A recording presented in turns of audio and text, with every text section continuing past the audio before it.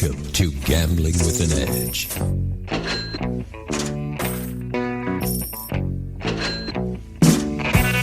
And now, here are Bob and Richard. Good afternoon. Welcome to Gambling with an Edge. I'm Bob Dancer. And I'm Richard Munchkin. Today, our guest is James Holzhauer, a Las Vegas sports bettor who successfully redefined the way to play Jeopardy. James, welcome to Gambling with an Edge. Hi, thanks for having me. To start off, let's talk about the end result of your Jeopardy run and how you got there, how many shows you're on, and how much did you win, that kind of stuff. Sure. So I won 32 episodes, and my final money total was something like $2.46 million. And I have now own the 16 highest single game scores in the show's history. Impressive. Very impressive. My claim to fame was I got on the show, which is an impressive thing in and of itself, but it's nowhere near what winning the strat.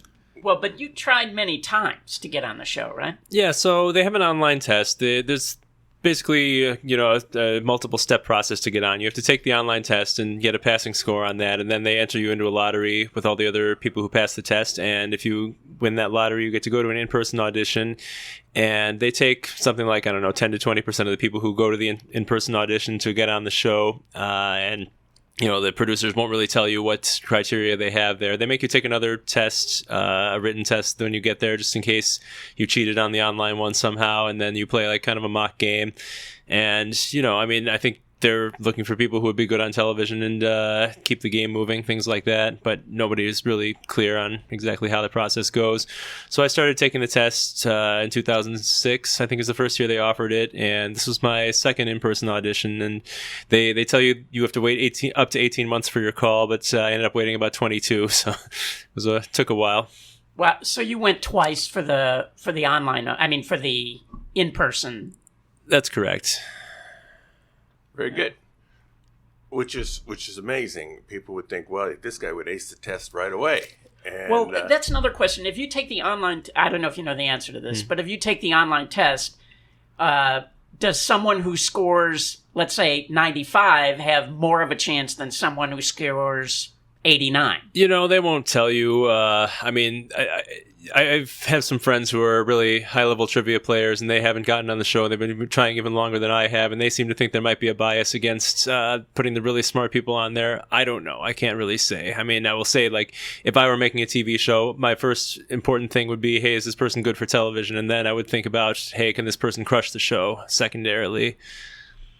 Although crushing the show, I think, is good for them. Right? It really improves their ratings. Well, yes, but I'm not involved in TV production. It probably costs them at least, $1.5 million extra dollars to put me on instead of normal contestants. So, are they going to get that back? Probably. I don't know. It's a cash cow. Well, they're going to keep inviting you back to Tournament of Champions for another couple, I don't know how many times, but they'll find a way to invite you back because you became very popular. Now, you broke the record of Ken Jennings, or in some ways you broke his record. In some way, he still has the cash total of $50,000 or so ahead of you, and the number of victories ahead of you in terms of highest scores and things. You beat him, but he did this 15 years ago. This is kind of like LeBron James and Michael Jordan going one-on-one today. And today, James would crush Michael Jordan because he's, mid-50s. I don't know how Michael is, something like that. And all NBA players would crush Michael Jordan today. Wow, I don't think you can say that at all. You're going to get a lot of angry mail. Oh, you mean if he's playing today in his 50s? As a 55-year-old man. I see what you mean. In his era, he was, there are people who argue he's the best of all time, and whether he's the best or in the top three people will debate. But there's no he's... Yeah. Although the game of basketball has changed, right? Okay. So it's a different game today than it was. With today's rules, he could have done well, too. No, I'm talking about the number of threes people shoot today and the percentage of their... But the question is against Ken Jennings. You're in your prime, and he's 15 years past his Jeopardy prime. How can they handicap it to make it interesting television? Or do you have any idea? Well, the first thing I'll say is it's a felony crime to design a game show to advantage one contestant over another. So, if Jeopardy has a face-off between me and Ken and possibly Brad Rutter, the all-time money winner on the show, they're not going to play around with anything. They're just going to play a straight game and, see who's the best. I will say I've seen some people, even Ken, talk about this age gap thing as a potential factor in a showdown. And, Ken was just on Jeopardy this February, and he was crushing it. He barely lost to Brad again, but he did great every time he played, and he was beating those young kids to the buzzer and getting his stuff right. So I don't really think there's that big of a difference at all.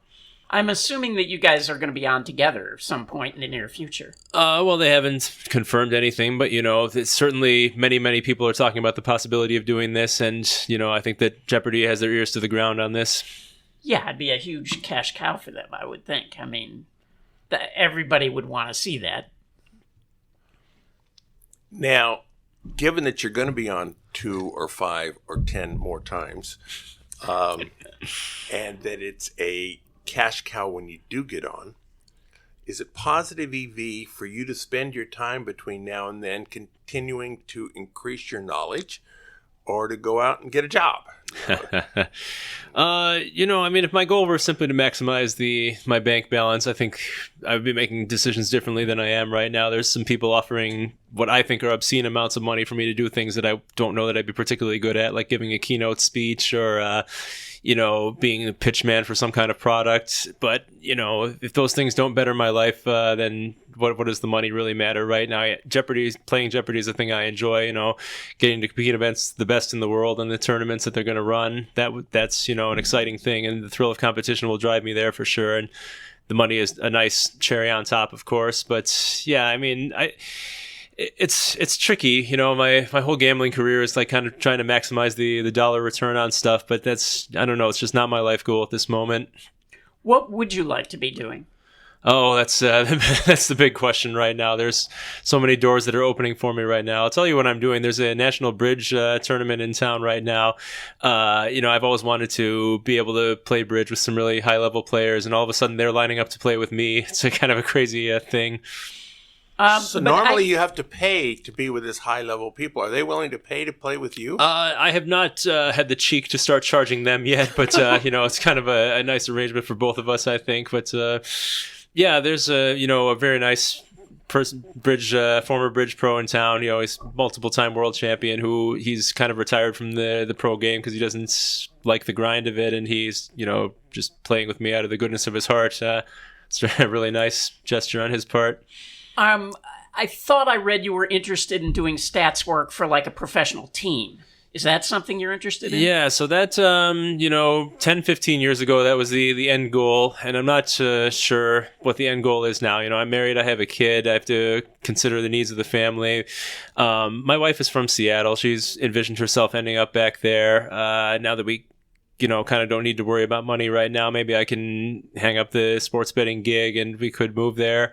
But it's funny, that just the world of being famous. I made some offhand remark about how, it might be nice to work for a baseball team and it might be nice to go move to Seattle. And the Mariners reached out to me after they heard this. So it's who knows where this is going to go with them. But and then, all the Seattle area sports radio stations wanted to talk to me about this. It's just crazy how things spread.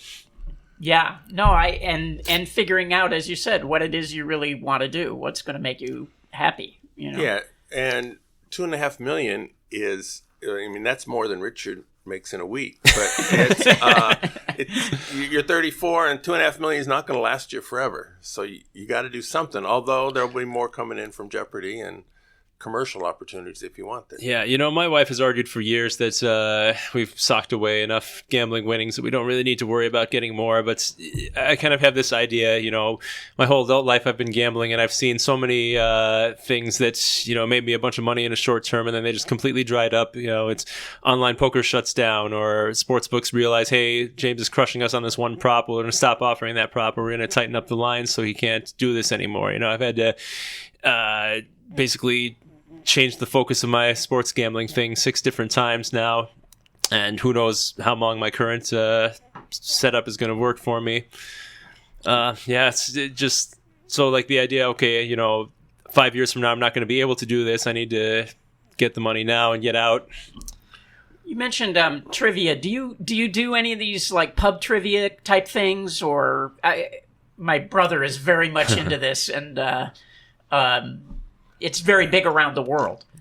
Yeah, that's another thing. I did a lot more when I was younger. My wife and I used to go to trivia nights all the time together. We just play as a 2-person team, but we don't really want to leave the kid with a babysitter just to go do that now. So it's kind of a occasional rare treat. I'll go out with my friends and play this. Yeah. And how did you mentioned you've been gambling 15 years? How did that start? So when I was in college, we had a bridge club there that I was the president of, and then we were meeting up to play bridge, and like all teenagers, we kind of got the idea like, hey, bridge is kind of slow, why don't we play some poker instead? And we just kind of changed this bridge club to a poker club all of a sudden, and then online poker was really taking off around this point. It was about 2002. I got the idea, hey, I can make some beer money off of this.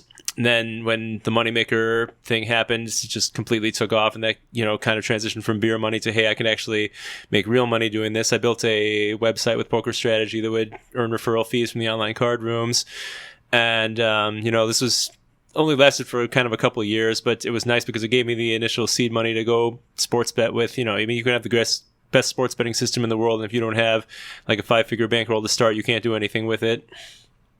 Did you start with like the online bonuses the way Spanky did? Those were certainly a nice benefit. That was not the prime driver of my poker, although I would, they were offering ridiculous bonuses at online casinos back then to let you play blackjack, and I would do that.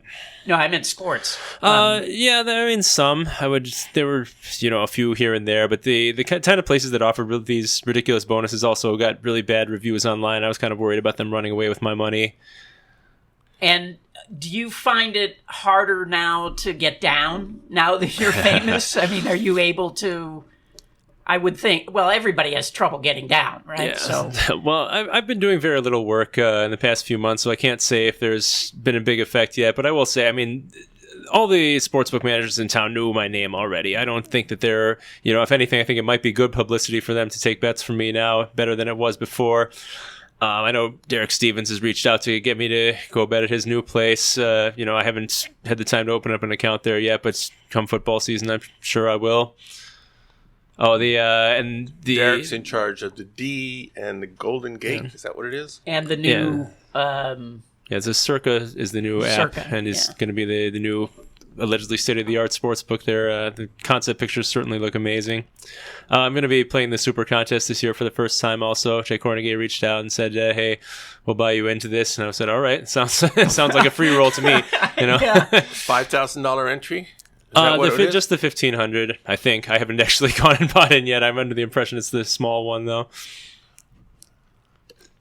But good.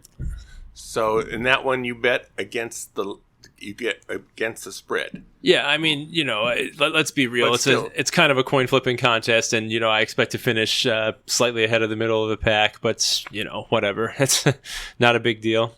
Well, I don't know. When you live in Henderson, you have to go up to the. It's not an easy casino to get to. They're letting you submit your pickets on the app now. Ah, that is an easy casino to get to. Yeah, that helps. Now, on the final night of your Jeopardy run, you were beaten by a very impressive player named Emma. It appeared as though she was using very similar strategy to what you were using. She would start near the bottom of the board. She would jump around. And you both played excellently. Had your finger been a tenth of a second faster on one of them, you might still be going. Yeah. But she was using a very similar strategy. But she could not have seen you because she had not heard of you until she showed up at the studio that day. Would you guess the Jeopardy producer says, this guy is really hot shit. If you want to beat him, you got to do it this way? Or is just something she figured out by herself? What would you speculate on? Well, I'm again going to mention that it's a felony to advantage any contestant in a game show. They had these huge scandals in the 50s. You might remember the Quiz Show movie. And so they just, any even appearance of impropriety is swiftly punished. I think they have a lawyer on set actually who had a lot of talks with me about how I can't just push invisible chips into the center to make a bet, because that is not a legal commitment to do anything. But there's a lot of oversight. They would certainly never do anything like that. Now, I don't know Emma, but she wrote a thesis. I think it was a master's thesis on Jeopardy, and mining the data from the fan created archive to know about patterns of how the game board works. So this is not an average Jeopardy contestant. It's a really, really fucking good one that they just happened to throw up in there against me. Again, not on purpose. It just worked out this way. And I'm sure that she had prepared her strategy well in advance. I mean, I haven't watched the show since you were on. Has it changed the meta? Are all players now betting a lot on daily doubles? And so all the episodes for this season wrap taping, I think it was like April 6th was the last tape day of the year, and I started on April 4th, so there shouldn't really have been any effect this year. Now, when the new season starts in September, then you'll get a wave of people who did see all my games, and maybe they'll adjust, maybe they won't, I don't know. I'm personally hoping they do, because I think it makes for a more exciting product. Well, also, I was really happy to see an interview with you where they asked why you were betting so much on the daily doubles, and you sort of, in layman's terms, explained positive expectation and why wouldn't you bet a lot when you have such a massive edge. But people have a hard time understanding that concept. Sure. So it's kind of a tricky math problem in the middle of a game, because you have to think about, how do I maximize my chances of winning? And sometimes that can mean to bet big in a spot where it wouldn't appear so, but you're kind of, I likened it to a football game. Teams are afraid to, when they're playing with a lead in the fourth quarter, they're afraid to go for a first down pass that looks risky, but if they want to trust their defense, run it 3 times and then punt. But that to me is kind of like going into Final Jeopardy with a small lead. You're leaving it up to chance, really, when you could have salted this game away earlier. And then when you get towards the end of Double Jeopardy, if I hit a daily double really late, it would I would have the game on lockdown, and it's just a kind of straight math problem. They're offering me even money on something I'm going to get right 80-90% of the time. Okay, I want as much of that money as I can get. Final Jeopardy was the same way. It's even money proposition. I have an enormous edge. Why not press it? Yeah. As long as you didn't bet enough that if you got it wrong, you could lose. Exactly.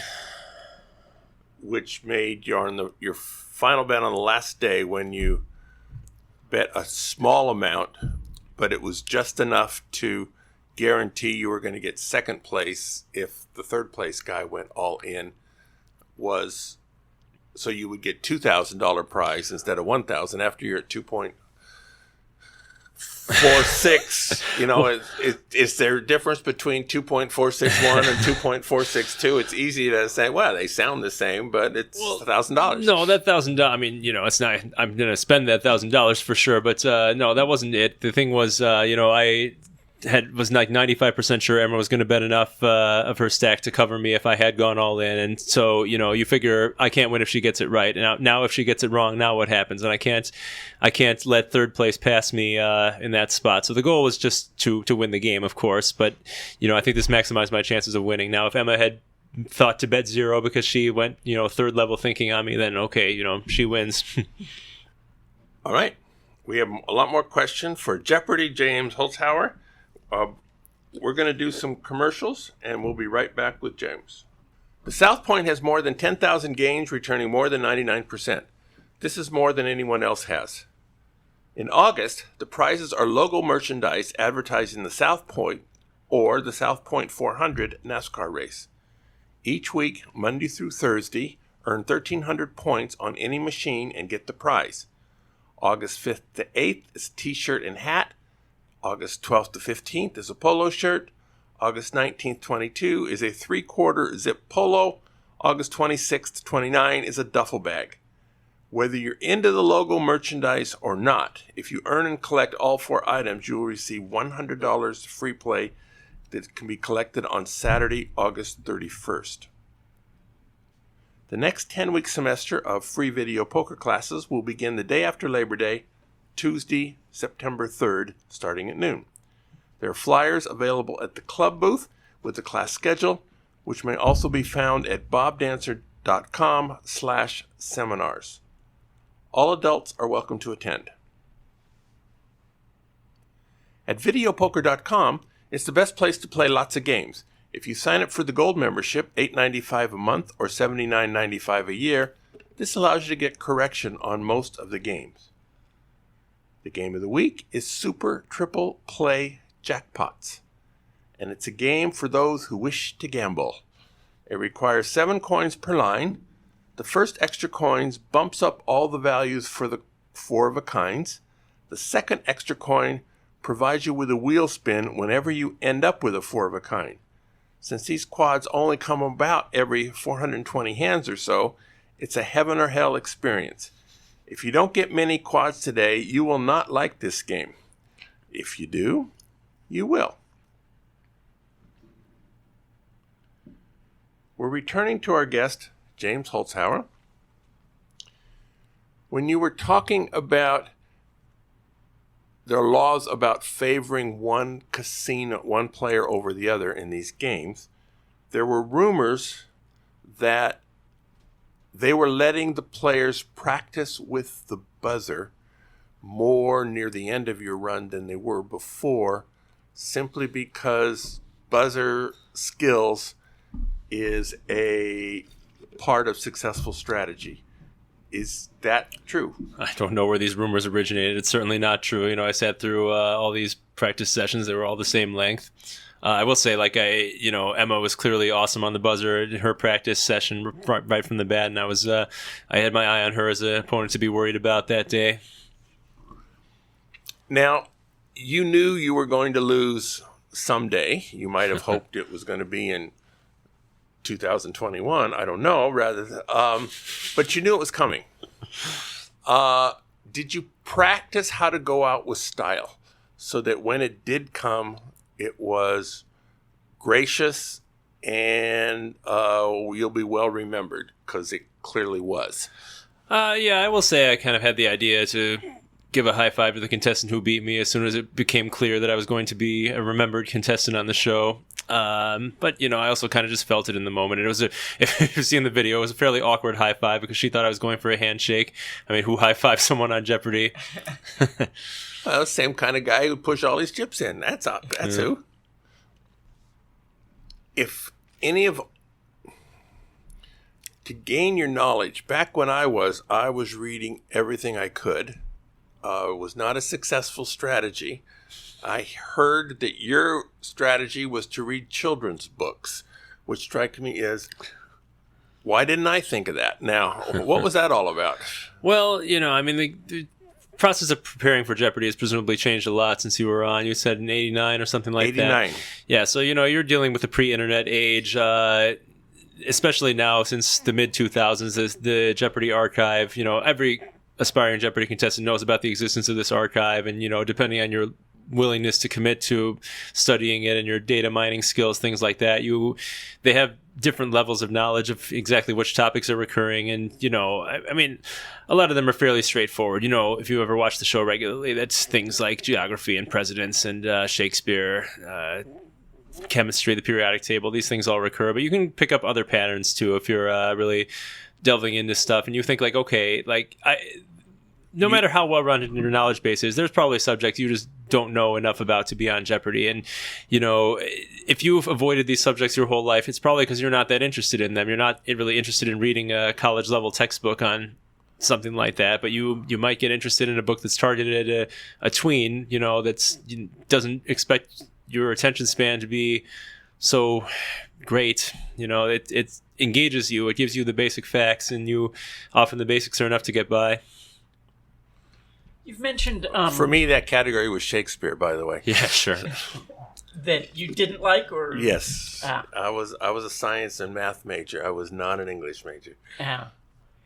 You've mentioned bridge and trivia, poker. Are there other games or that you're into? Are you a board game player? Yeah, I play board games with friends. I wouldn't say it's like a serious thing. Of course, I play games with my kid a lot, but yeah, it's not anything. I've never entered the World Monopoly Championships, which I can't believe are a thing. That's a horrible game. It is like such a horrible game. He's talking about a coin flipping contest. That's And you think it's horrible because? Well, because A, it takes 4 hours to play, and B, halfway through you know who's the winner's going to be.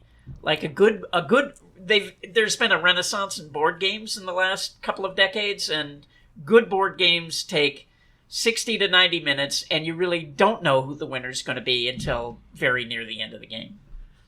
Would you concur with so it makes a good board game?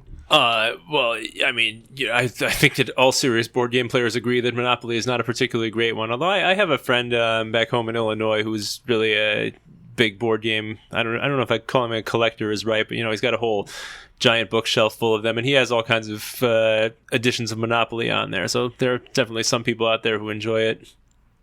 I would not have a world championship of it, though. Any game where the best player in the world is like a 52 to 48 favorite over me is not a good game. My specialty was Scrabble, but memorizing all the 2 and 3 letter words possible, and it's to get good at that game, you have to invest quite a bit of energy, and in my case, it depreciated over the years.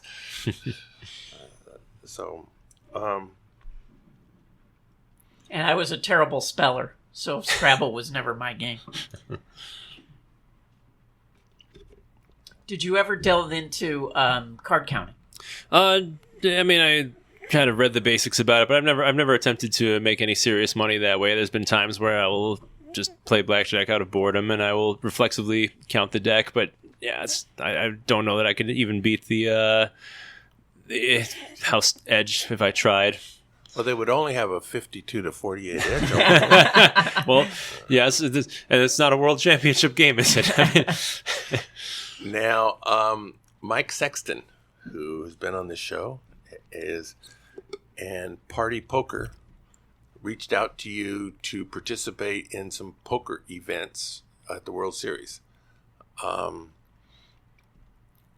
How was that? How did that go? Yeah, I thought it was a great experience overall. Mike was super nice, as everyone in the poker world knows. He's a great ambassador for the game. It was nice getting to work with him. It was nice getting the experience to play in the World Series. I was able to raise some awareness for a local charity project, 150, that helps homeless teens, which is nice. We made a pledge to donate half our winnings to them, which was combined $500 for the 2 events, because we got one bounty in the bounty event. But then Mike and Party Poker donated a combined $10,000 to the charity, and also there were a surprising number of autograph hounds lining up behind my table, and they met the director of this charity, and she kind of nudge, hey, if you should give us some money. And a bunch of people said, hey, okay, we're getting this autograph from this famous guy. Let's chip in $100 to the homeless teens. And it was, really great for them, I think. Oh, that's great. What's the name of the charity again? Project 150. And is that local to Las Vegas? Yes, it is. They're kind of reaching out around all of Southern Nevada, but yeah. Are there other charities that you're supporting? There's another one I really like, Communities and Schools of Nevada. Their job is basically to make sure that kids stay in school through 12th grade to graduate, and they've raised the graduation rates at the schools they're at enormously everywhere. They figure out what you need. If you can't wake up on time because you got too much going on in your life, they'll buy you an alarm clock. If you can't afford your school supplies, they'll give you those. They just look at everything. They're working in the classrooms to figure out how to engage the students, just keep them interested long enough to give them a real chance at escaping the cycle of poverty. Now, Richard and I participate in a improv group, and one of the ladies in the group is this diehard Cleveland Browns fan. When we tell her that you were on our show, but it was not our show where you said that betting on the Cleveland Browns to win the Super Bowl this year is the dumbest bet out there, I don't know if she can forgive you. For Kim's sake, are you willing to walk back that answer that you gave to somewhere else? No. I mean, the Browns, I think, will be a fine team this year, but just a fine team, 8-8, 10-6. I don't. There's no reason they can't win 10 games or even 11 games, but it just here, do a simple exercise. Compare the regular season wins market to the odds to win the Super Bowl market. You look at, they have like the Steelers is a 9-win team, the Browns is a 9-win team. You look at the odds to win the Super Bowl, Browns 13-1, Steelers 25-1. How can the Browns possibly be twice as good to win the Super Bowl? It doesn't make any sense. Why is that? Why? Because people are betting on them. It's supply and demand in the market. Wow. The job of the odds setters is they notice that everyone's betting on the Browns. They're not going to, give them free money to do it. If there's demand to buy them, it's 13-1 or whatever it is right now. Then that's the price they're going to sell them at. Yeah, no, I just didn't realize there was that much demand on the Browns. Yeah, right. And I see this. I'm I'm a Bears fan, but I will say the same effect happens to the Bears. The Bears and the Vikings are in the same division. They both pegged as about 9-win teams. The Vikings are getting twice as long odds to win the Super Bowl. It doesn't make sense, and it means maybe it doesn't necessarily mean you should be betting on the Vikings or the Steelers, but you should not be betting on the Browns or the Bears. And what sports do you bet other than football? I will bet on any sport, but I've kind of taken this baseball season off. One thing I used to do every year is, pay really close attention to the baseball futures market and kind of just buy up positions on teams that I thought were undervalued at whatever point in the year. But this year I've been too busy with other stuff to pursue that really. So mostly I would say it's like college football, in-game NFL, and hockey, the three big ones. In-game NFL. We recently had Ed Miller and Matt Davidow on our show talking about their book, The Logic of Sports Betting. Do you know either or both of those guys? Yeah, I'm friends with Matt. I know of Ed, but I've never met him. Yeah, and they're focused on in-game, and they actually said that they're going to release their in-game picks on their website during the regular season. Because their end game is to sell their model to the books as opposed to use it to make money betting, which the way sports betting is exploding, if they can do that, that probably will be worth a lot more money long term than trying to get the money down yourself. Yeah, I mean, it's kind of, I haven't looked at Matt's model, but knowing how conscientious he is, I'm sure it's quite good. And I don't know what the sportsbooks are paying for this sort of thing, but, I'm sure that there's a big market for that sort of data. Well, maybe if James Holzhauer recommended this model. So another opportunity, which clearly you don't seem to need. Apparently, opportunities are finding you. You don't need to find them. All right. We want to thank you very much, James. I was a fan when you're on the show. I'm impressed meeting you. It's been fun for me. Thank you. You've been on a lot of big name medias, and we're real small fry, and we're very grateful that you took the time to be on our show. Thank you. It's really nice to be able to pick and choose the projects that, matter to me. Hey, this is a podcast I listen to. I don't watch Good Morning America or whatever. So, but if they want you to be on Good Morning America, the answer is yes. Probably. Well, it's been no so far, but maybe one day down the road it will be yes. You guys also record in Las Vegas. They record in New York. That's a nicer commute.